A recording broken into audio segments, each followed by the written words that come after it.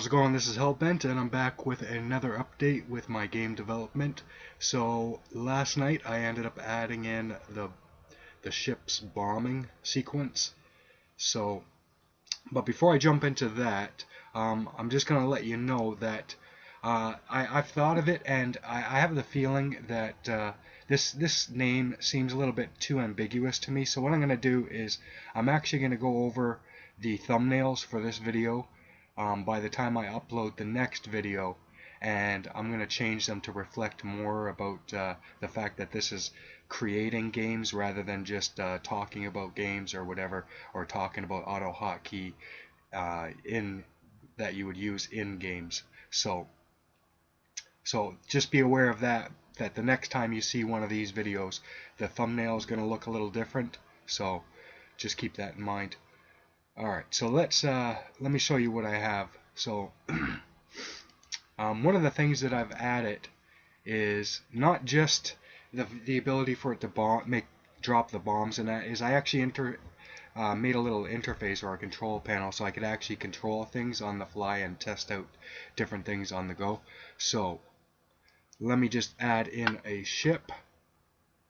Okay, so here we have one ship.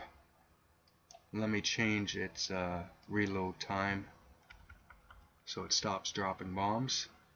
Okay, and I'll submit that.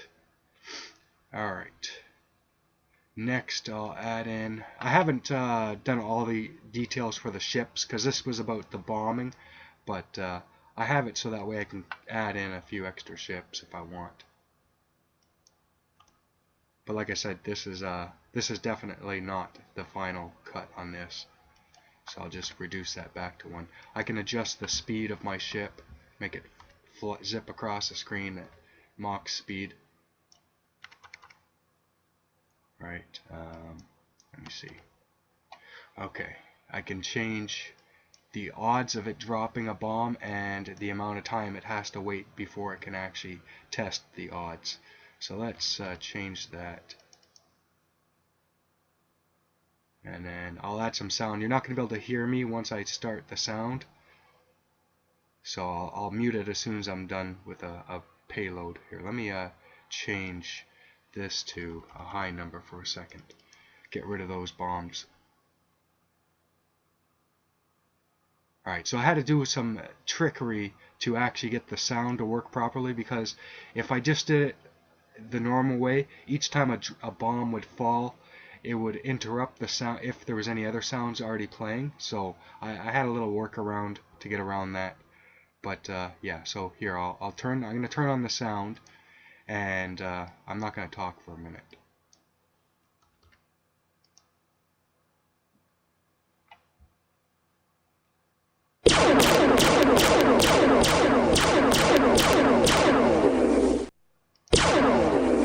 Okay, so that's with the sound. But like I said, I had to do a little trickery to get the sound to work properly. Let me see what it looks like with the player involved. So these things, the layers still haven't been combined yet. So the player is not actually going to be affected by the bombs. And the player isn't attached to the homing missiles yet either. But this is basically, I'm not sure about the speed. Maybe I'll play around with the speed. I'm thinking that the player speed is going to be an upgrade. Likewise with the amount of bombs that the ships can drop, how fast they move, etc., etc. So they'll be like, as you go through higher levels, the ships move faster, they have more health, they drop more bombs, etc., etc. And I'm not sure how I'm going to interface that. I'm thinking that at the end of each round, it'll pop up a screen that gives you the option to spend some points that you've earned on upgrades, etc. But because I haven't gotten to that point, I'm not really 100% sure on it. I think the next thing what I'm going to do is I'm going to actually add in a background. I was thinking about doing the UI for it, but I think it's probably better if I do the background first, so that way I can kind of design the UI a little bit around the background, so that way I don't have it covering up things and all that. So that's what I think I'll do next. with the background, I'm thinking of having it as 2 layers. So I'll have the background layer, which my player will run in front of, and then there'll be a second layer in front. So that way, so let's say I'll have like see where the player is, I'll have like a garbage can or something like that that he'll run behind, or maybe a busted up car that he'll run behind, or something like that. Likewise, I'll have maybe clouds that float across the top of the screen and cover up the ships. Some of them will be behind the ships, some of them will be in front of the ships, etc., etc. Stuff like that. So I think I'm going to do the background. I'm not sure if I'm going to do the 2 layers of it yet. I might just do the strictly the foreground. No, the background. I'll do the background first, and then maybe I'll add in the foreground to it as well. But that's what I have so far, and I'll see you on the next one. Here, let me do my customary showing it with a backdrop. All right, let me I'll turn on the sound.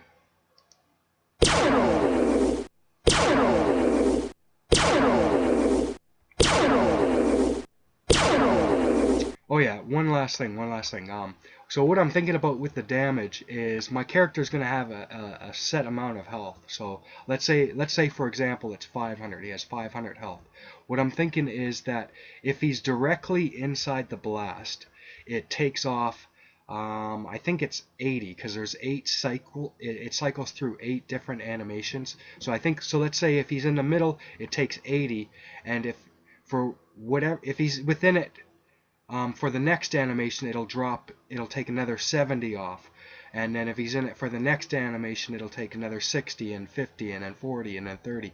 So depending on how many times he gets hit through that animation, or how long he's in the blast radius of the damage, it'll take off a certain amount. So if he only hits the tail edge of a bomb drop, he'll only lose a little bit of health, but if he's right in the middle of it, he's going to get whacked really, really hard. Might kill them all one shot.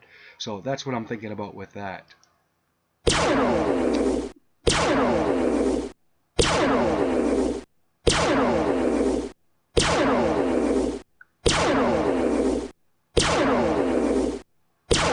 yeah, that's it for this one, and I'll see you on the next one. Have a good day.